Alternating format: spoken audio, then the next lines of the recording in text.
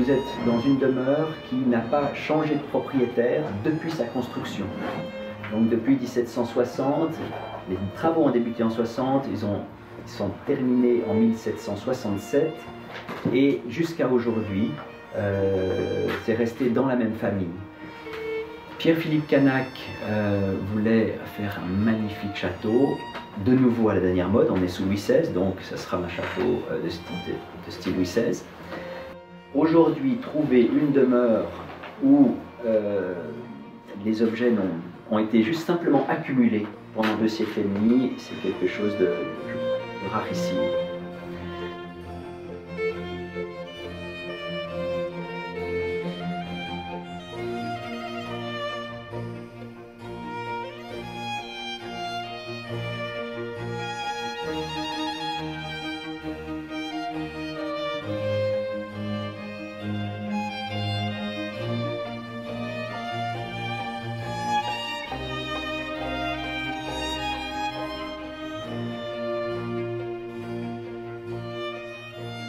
Il y a une branche américaine de la famille Grand-Hauteville qui se sont particulièrement illustrés en tant que militaires.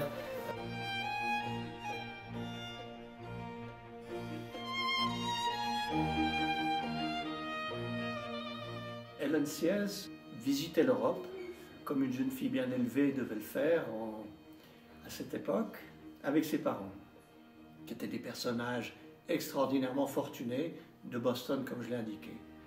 Le mariage a fait grincer des dents au père Sieyès et peut-être aussi à la mère Sieyès. Et comme je le racontais tout à l'heure, je pense qu'il se disait on n'épouse pas un paysan suisse.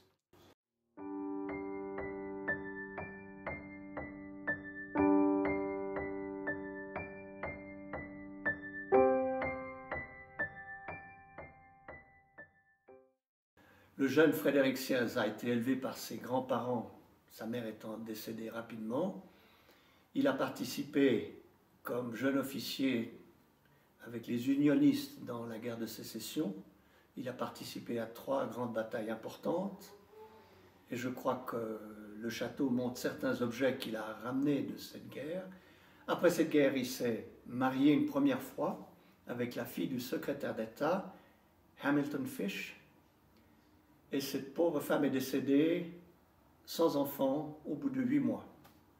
Donc il a été veuf pendant... Oui, il était veuf.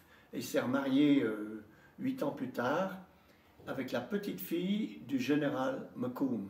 Le général Macomb qui avait été le commandant en chef de la jeune armée américaine.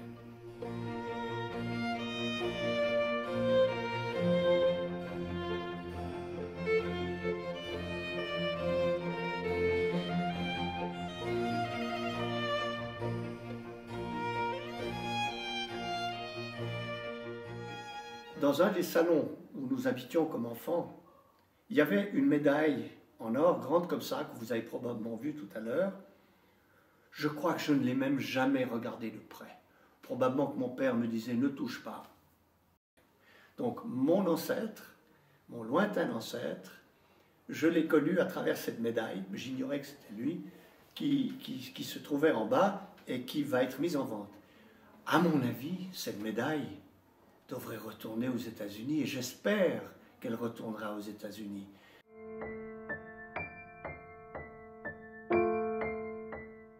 Vous vous trouvez ici dans la bibliothèque du château d'Hauteville.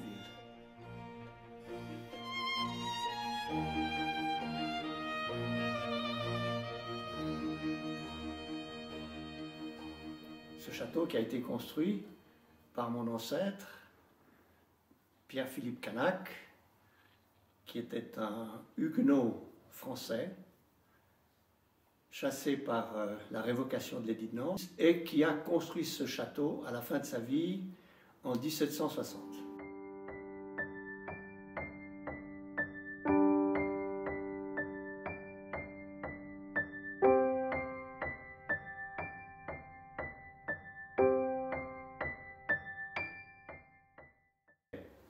Cette maison